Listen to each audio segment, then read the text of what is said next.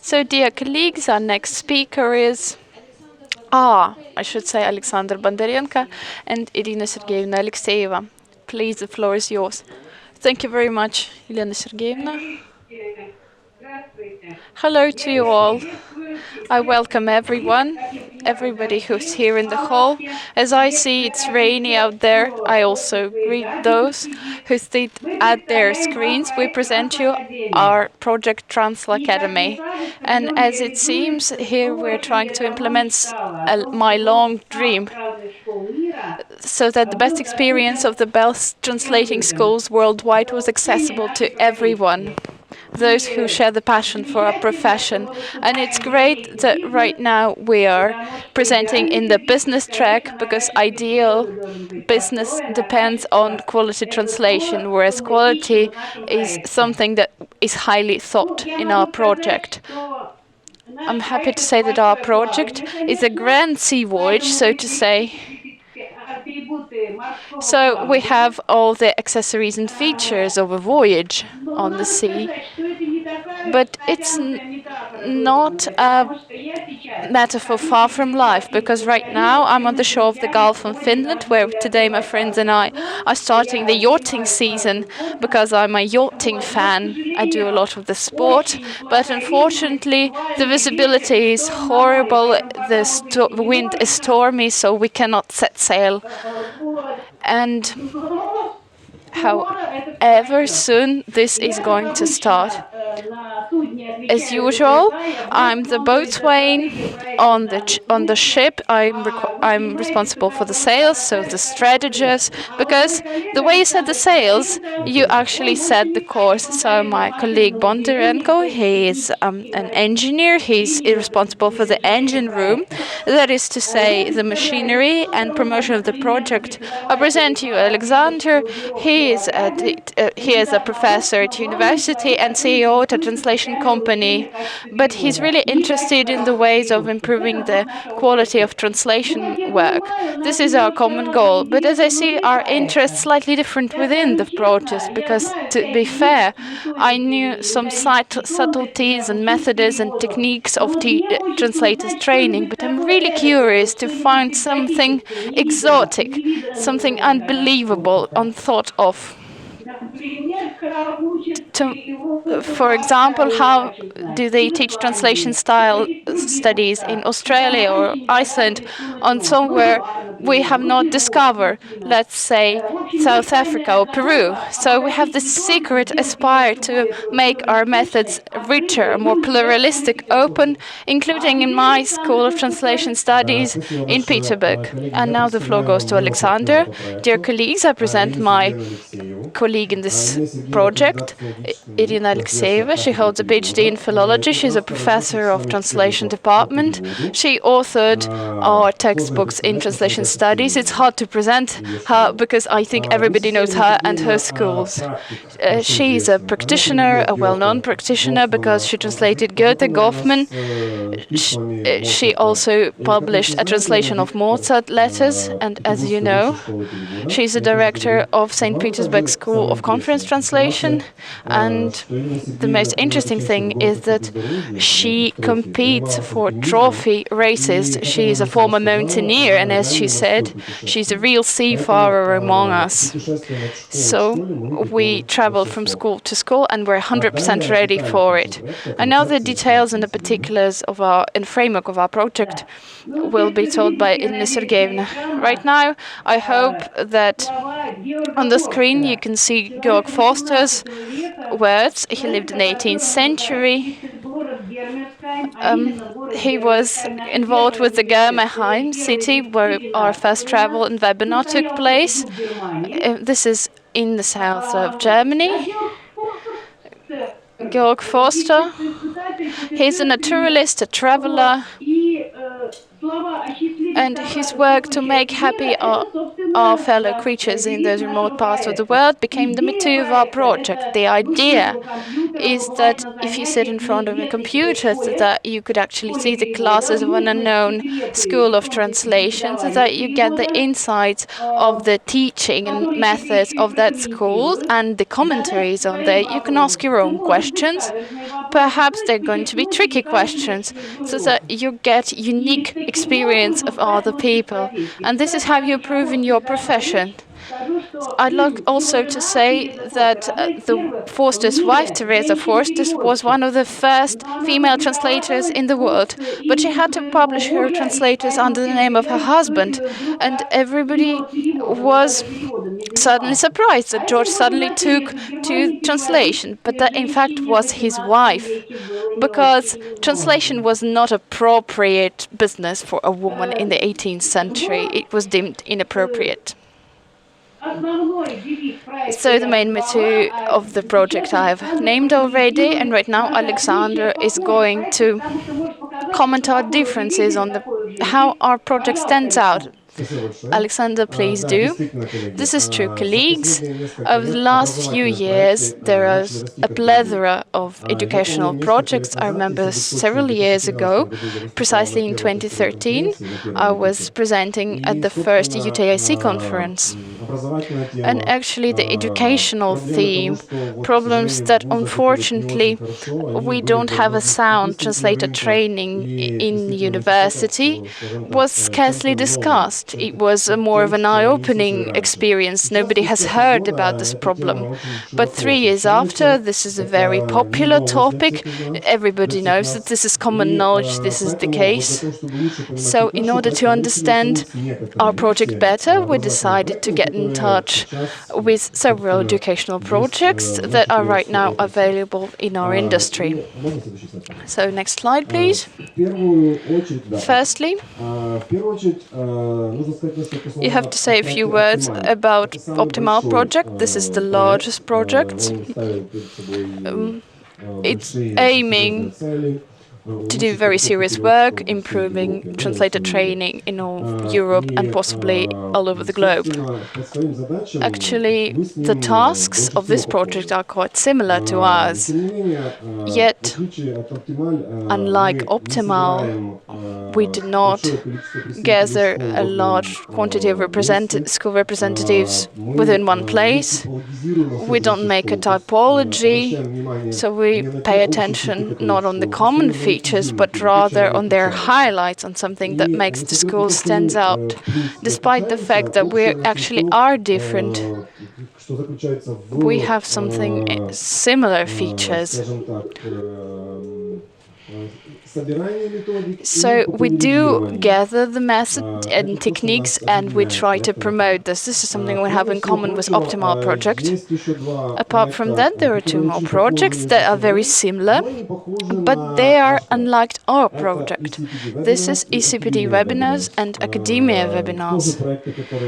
These projects have been doing webinars as well, holding webinars, but they're quite different from TranslAcademy project.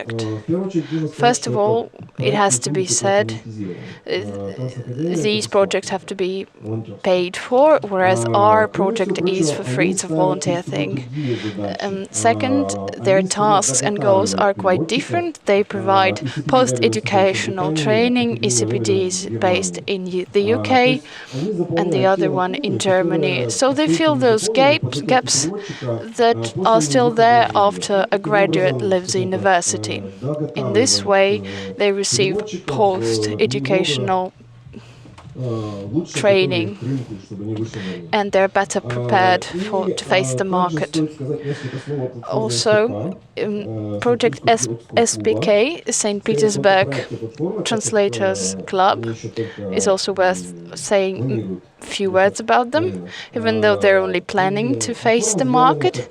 So this platform has been announced as such a platform that would gather learning resources for translators, and we met such platforms firsthand. But TranslAcademy doesn't aim to make a catalog of all the resources, but rather find out about different teaching techniques and present and promote them to the world. So our tasks are not so broad, but quite deep nevertheless. We have to say that TranslAcademy is an international project. And since it's international, then we interpret our own webinars, so we talk your language as well. In the first webinar was accompanied by consecutive translation, and then we plan to introduce simultaneous interpreting. And for the second project, we do simultaneous interpreting, and here we have the interpreter, Vadim Yermolenko. I think it's worth listening to our webinars for the sake of simultaneous interpreting only. It has great didactic meaning. So when I received feedback from the students, not my students because they can't lie, but other students of other universities who were very interested in our project, I was asking them, so how did it go? So they really positively evaluated our project, but the interpreter, however, and then, well, so I'd like to focus your attention on that, and thank you very much, Vadim, for doing it once again. And now, on our characteristic features. Right now, that is probably the longest slide, the longest speech is about the framework of the project. I'd also like to welcome Vadim Yermolenko and get back to him one more time. Greetings, Vadim. When I was listening to him, I was so immensely proud of the great job that he is doing. So why should I be proud? This is his work, but there's something that resonates with my soul because he is our former student. And so meeting schools, of course, is done according to certain framework in order to understand the main points, characteristic points of a translation school, not the standard appearance that is very similar in all schools. We've converged to lists of questions, and they're very different from the mainstream criteria list. For example, we're not interested in the academic work of the translator trainers at all, but we always ask whether they practice translation, whether they are practitioners, how often does it interpreter, and how often do they affirm their qualification. So the idea is so that through combined effort we form a platform where we could freely discuss the problems of translator training. So there are certain parameters. We've chosen 3 basics. First of all, it's impartiality, because you have a direct opportunity to ask questions and see real practice extracts. Second is unbiasedness, well, that's almost the same. We're doing it by refusing the usual ministry standards that are often imposed on us in regard to translation training. For example, we don't care whether it is an MA or a BA. We don't care how many articles is being published by a professor each year. And the third parameter is it's interactive. Everybody should have an equal say in terms of translator training, because experience is the defining things in leading the discussion, and all participants of the webinar should do this. So answers to questions, methodological commentaries, everything stays on the website, on the project's website, and you could access this anytime you want to. Practically, gradually, we form an innovative resource for professional growth of professionals. We're offering to show a substantial class extract, or you can have a selection of small extracts from various classes in the school. I think we can avoid these empty-worded self-praise that can be done really easily, or any kind of objectivity. And there are also some comments on teaching techniques. The answers to our questions are distributed between the school representatives in any way, and actually the second list is confidential. The school receives it shortly before the webinar.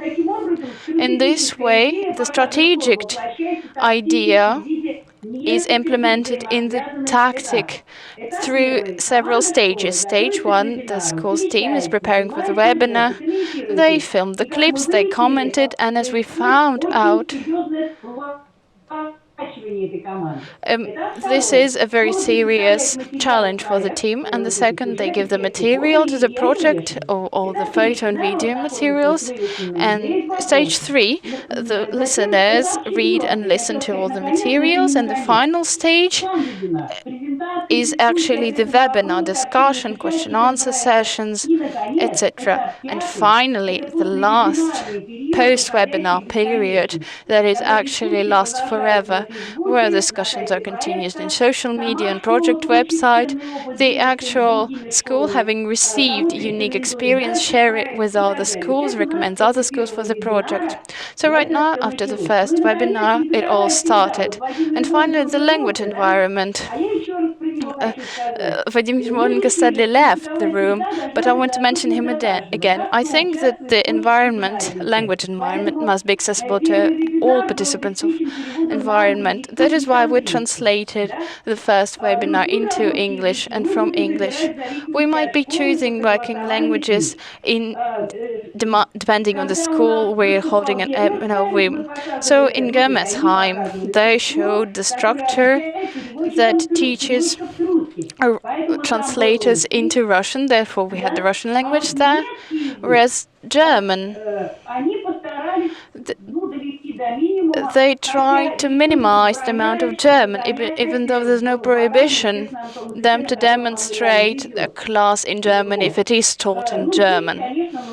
Here, of course, we need translators and interpreters. So as Alexander said, we're trying to ensure simultaneous interpretation. However, the language environment is still an open question, and this is very interesting to solve it. And right now, Alexander is going to add some more and tell you about how the project improves interpreters' competencies and who is the target audience. That's right, thank you very much, Irina Sergeyevna. So at the very beginning, I said a few words already on the paradigm of question that has been mentioned by Irina Sergeyevna, but actually this is of crucial importance. Right now, I mean the issues of interpreting rather than translation. Having substantial experience in educational projects, in educational initiatives, by meeting universities that prepare translators, and on the other hand, it's the industry and the business of translation. So when I make these two sides meet and educating translator trainers, that has been done by Irina Sergeyevna with hundreds or even thousands of people. So we realize it's really important to be concrete and specific. So the system of questions enables us and calls for being specific. So it eliminates anything extra information because we're constrained in time. The webinar lasts only 100 minutes. Of which 25 minutes or to half an hour, 25 to 30% is being interpreted consecutively. But we'll experiment with simultaneous interpretation as well. So that just so happened to be the last seminar. So that is the conditions. So we have 100 minutes to tell us how the school prepares interpreters and translators as well. And you have the extracts where you can see how it's done and the crucial importance of these issues.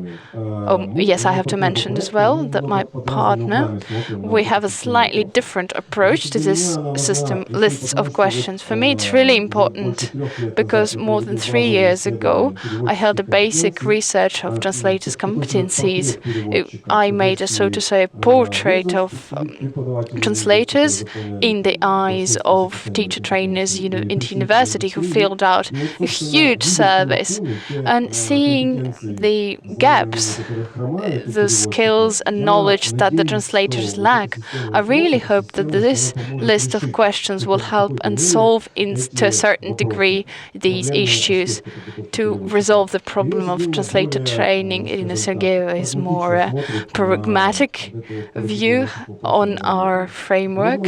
She thinks it's going to be more objective and be more pluralistic in discussion of the actual schools, their teaching approaches, and the way they teach and train translators. Few words on criteria of selection and also how they evaluate their students. I have to say, in the first webinar, we were focused on the issues of evaluation. If you want to find out more, you'll have to watch the webinar in case you haven't seen it yet, as well as the video prepared by the school. We can only say we're not in a position to evaluate a school, that they have a very thought-through approach to students' evaluation. As for the criteria for selection, it's a very important aspect, and both for training and the other aspects. We like to pay more attention to this aspect. The selection criteria are very important for the universities and for businesses of translation. We have to select every day. Freelancers, in-house translators, it's very important. We would continue talking about this. Yeah. As for the target audience of our project, can I see the next slide, please? Yeah, thank you. The next. Well, and one more, please. Yeah, this one. The audience of our project is the most natural audience, trainers and trainees, students of translation. It's obvious.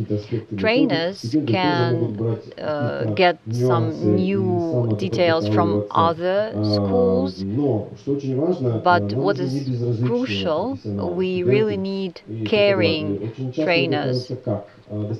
It turns out that as long as a person taught himself a lot, he starts resting on laurel. We think in another way. We need those who are ready to go beyond their comfort zone and learn some new things all the time. The first webinar proved that. As for the practitioners in the field, the first webinar showed this is quite a big segment of our audience. In fact, when we discussed the project, it was in TLC conference in Warsaw in Poland in March this year. We received quite a direct feedback from freelancers. These were freelancers from Western countries. They live there. They said that the competition now is really fierce. Their number of translators is higher and higher, and they try to take a slightest chance to promote themselves on the market.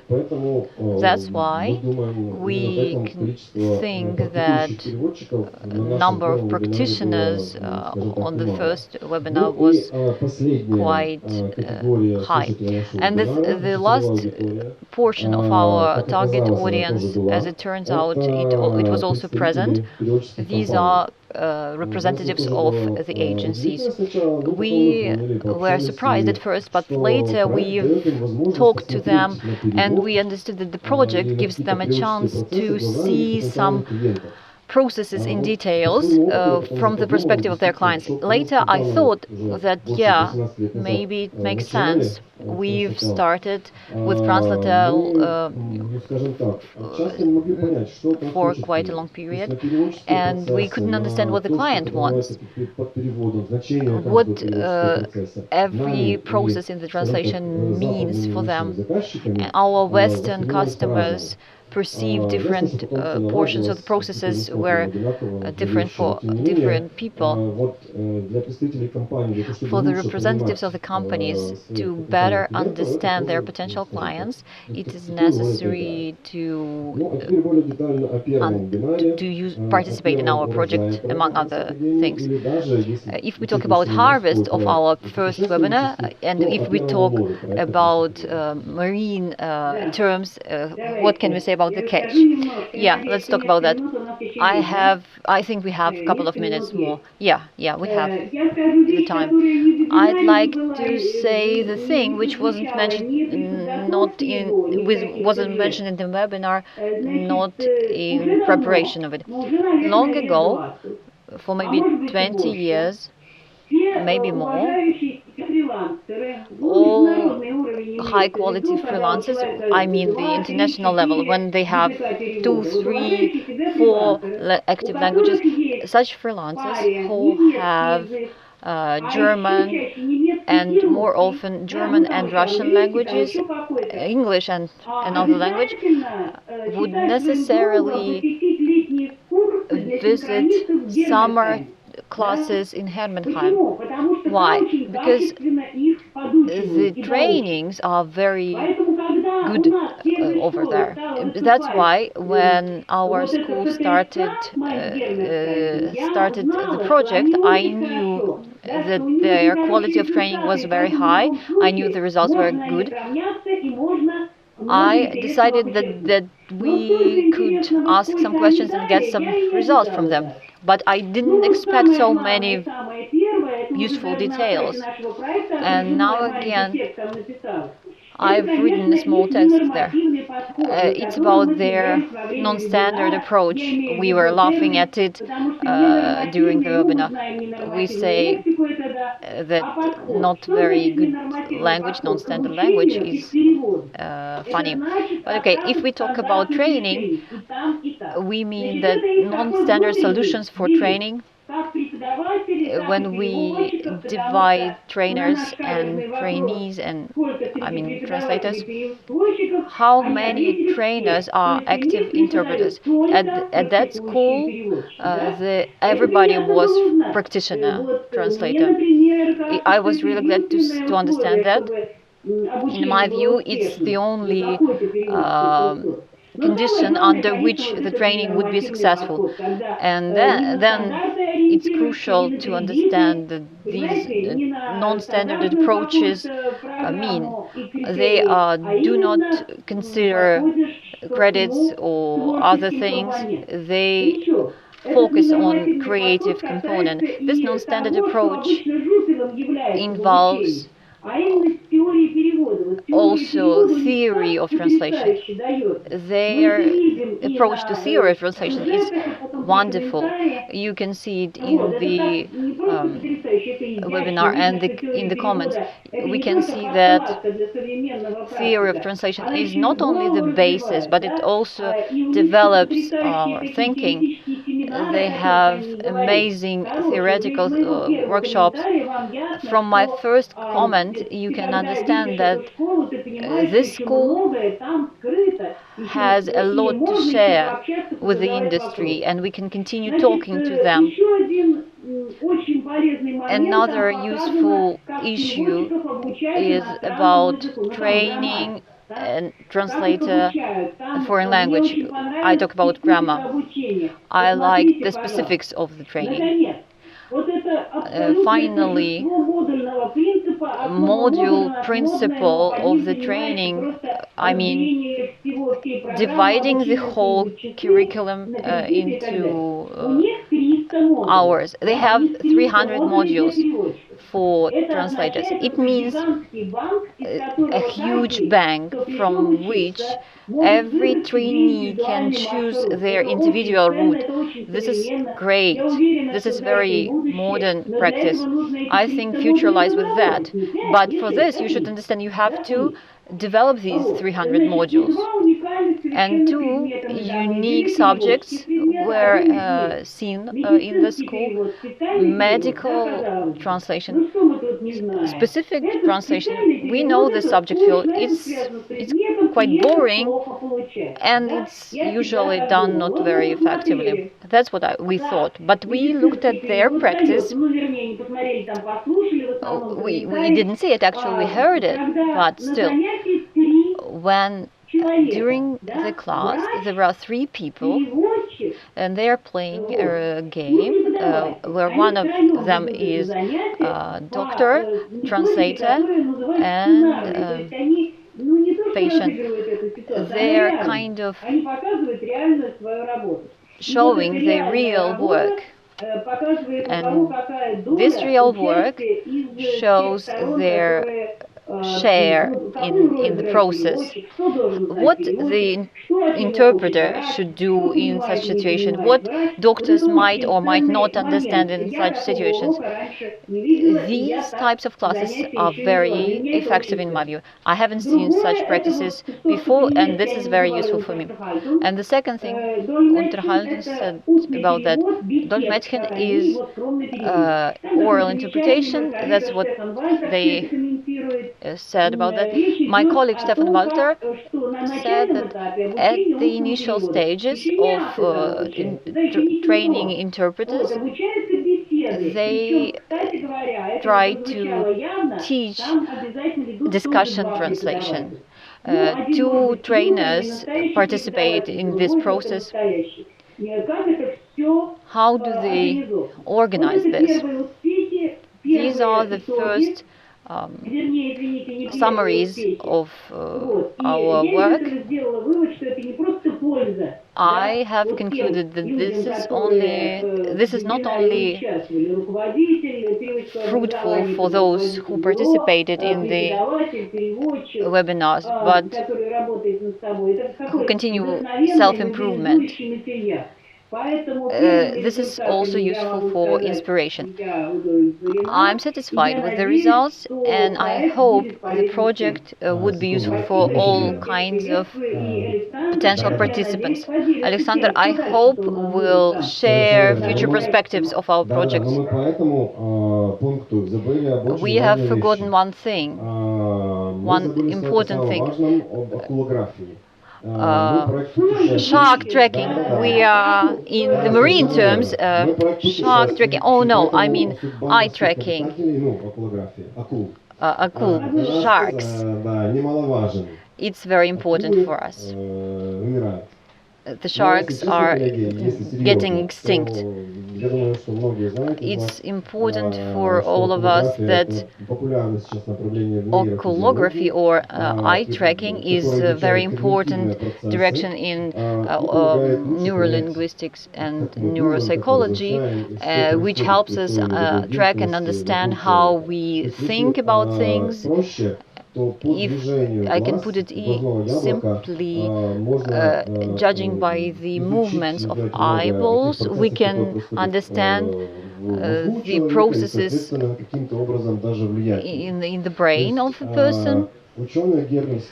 Hermersheimer, scientists want to get into our head and wouldn't let us fail.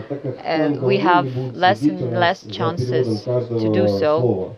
They would track every word, how we translate it.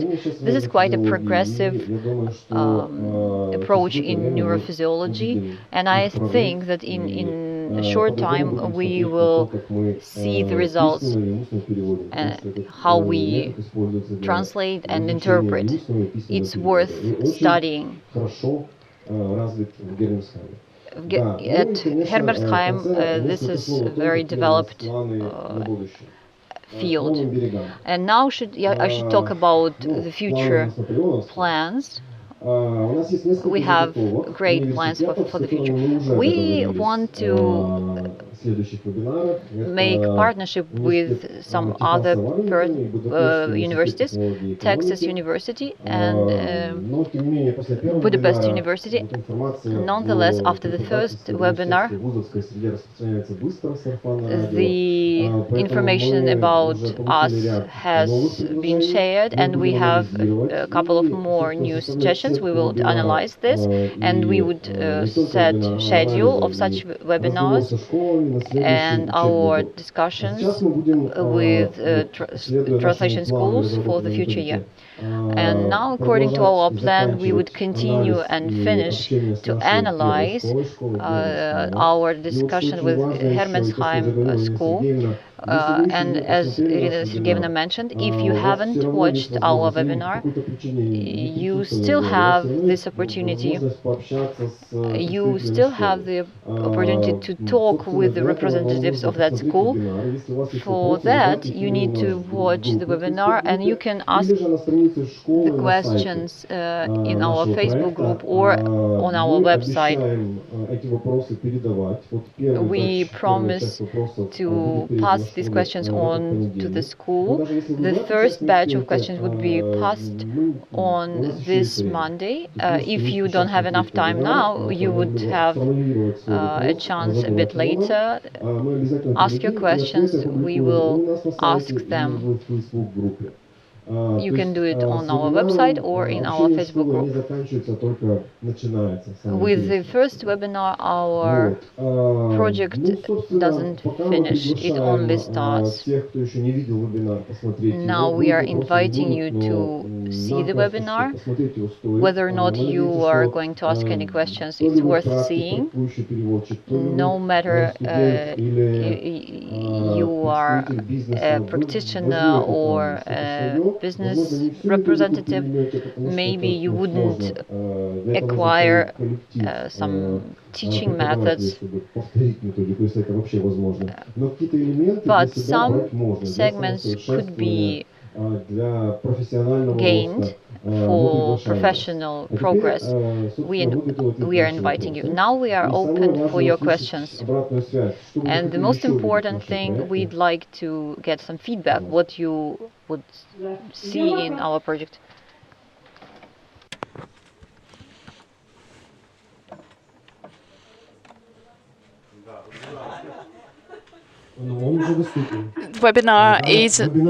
Webinars can be accessed already.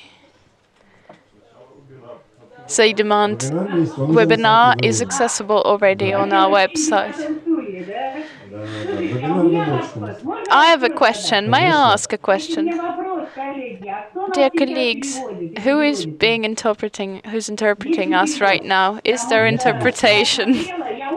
I've been watching a few presentations in the morning. One could see that there was an interpreter's booth. Hello, interpreter's booth. Hello. Hello. Was that hard? Руками разводят.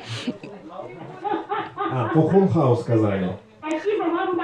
Thank you very much, the interpreters. Unfortunately, I don't know your names. Maybe they're not written, but thank you, colleague, for your works. Many thanks. If you don't have any questions, I'll end our call. Oh, there is a question. Oh. I was thinking about it. Could you tell, in terms of interpreters training and how the trainers of interpreters are taught, what is the roles of the trainees of this process? What kind of situations are there? Business games or business modeling or whatever is being used? Okay, teacher training in terms of interpretation. I was present in such a class because this is a bomb that won't burst for a while, so I'm going to let the cat out of the bag as well. I have visited this university and I've been present in such a class. So there was a young trainee and a more confident professor, or two confident professor and translator trainers. So they act out a various language situation. one of them is speaking one language, the other speaks another, and the students must help them. But this is a quite well-known plan and scheme. I have come across this, for example, in Yekaterinburg, in the Institute of International Connection. This is a non-state university in Russia. If you know, there is Mikhail Yurovich Brodsky who teaches there. In general, it is also an imitation. Sometimes with students are already taking part in this process. Some of the students speak different languages, maybe their native language. In Germensheim, as in Germany, in general, is famous for various types of education because they have 4 million of Russian-speaking people. The community is quite large, and there in the group you would have native speakers of both German and Russian. So you can see that there's multilingualism there. And more, if you want more detail about the teaching methods, please ask them, because I'm only a mere observer. We only can tell you only some of the secrets, not everything though. If you don't have any more questions, thank you very much, dear colleagues. Thank you.